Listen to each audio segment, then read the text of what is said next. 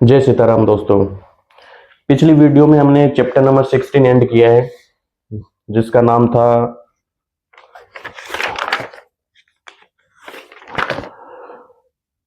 चाचा जी की बाइक वो सीख। अभी जो हम चैप्टर नंबर 17 पढ़ने जा रहे हैं, पहली पैदल यात्रा चाचा जी के साथ, मेरा सबसे बढ़िया चैप्टर रहा है इस पूरी किताब में और बहुत ही अच्छा इसमें लिखा हुआ है। वो आपको मैं पढ़ने सुनाता हूँ। पहली पैदल यात्रा चाचा जी के साथ। जीवन में हम कई बार अपने जो देवी देवता हैं उनको पूजने के लिए, वहां पे जाने के लिए पैदल यात्रा करते हैं। और हर राज्य में, हर समाज में लोग अपने कुल देवता को मनाने के लिए अक्सर पैदल यात्रा करते हैं। तो मैं तो उस समय बहुत छोटा था, लेकिन मैंने भी पैदल यात्रा की थी चाचा जी के साथ। वो मेरी पहली पैदल यात्रा थी, जिसका वर्णन मैंने इसमें किया है। सितारा में एक जीवन, चैप्टर नंबर 17, पहली पैदल यात्रा चाचा जी के साथ, पेज नंबर 56। हर साल की तरह इस साल भी गांव के लोग सालासर धाम की ओर पैदल यात्रा पर निकलने वाले थे। मनोकामनाओं की पूर्ति और बाबा के दर्शन की श्रद्धा लिए गांव की गलियों में सुबह से ही हलचल थी। लोग अपनी तैयारी में जुटे थे। इस बार चाचा जी ने संकल्प लिया कि वे भी इस बार पैदल ही सालासर बाबा के दरबार जाएंगे।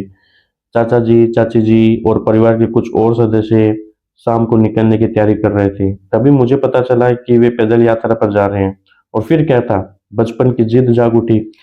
मैंने भी ठान लिया कि मुझे भी उनके साथ ही जाना है। सितारा में एक जीवन, पेज नंबर 57।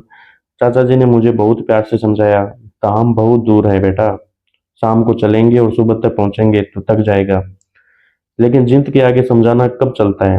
मेरी आंखों की जिद देखकर उन्होंने मुस्कुराते हुए मुझे भी साथ ले जाने का निश्चय कर लिया। शाम ढलते ही हम घर से निकल पड़े। जय बाबा री के नारों से वातावरण गूंज रहा था।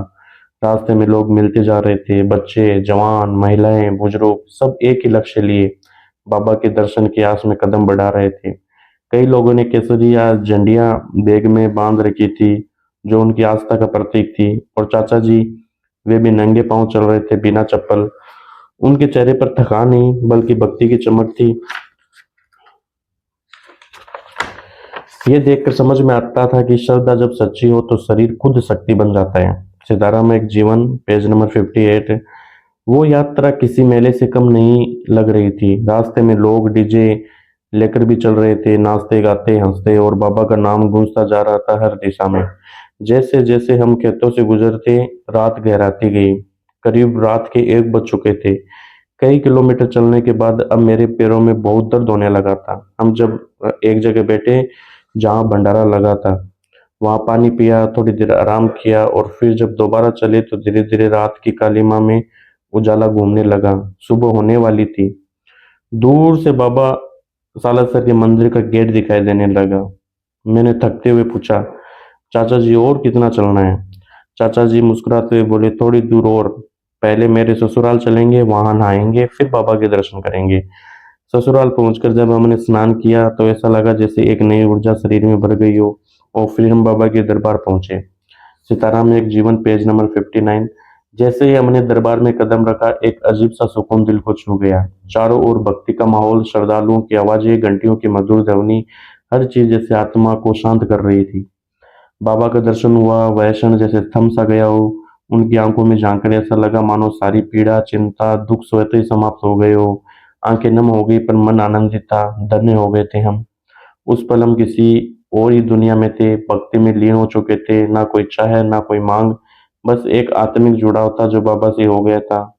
वहां से लौटे तो शरीर भले ही बाहर आ गया, लेकिन मन अभी भी नहीं वहीं था, बाबा के चरणों में।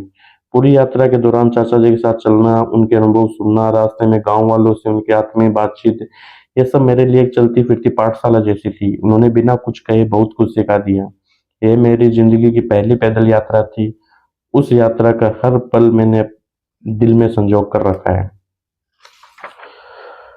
सितारा में एक जीवन, पेज नंबर 60। वो सिर्फ एक धार्मिक यात्रा नहीं थी, बल्कि एक अनुभव, एक सीख और एक रिश्ते की गहराई का प्रमाण भी थी। सितारा में एक जीवन, पेज नंबर 60 पर ये पहली पैदल यात्रा चाचा जी के साथ एंड होती है। एक यादगार शादी हम अपनी नेक्स्ट वीडियो में इसकी चर्चा करेंगे। तब तक के लिए जय सीताराम।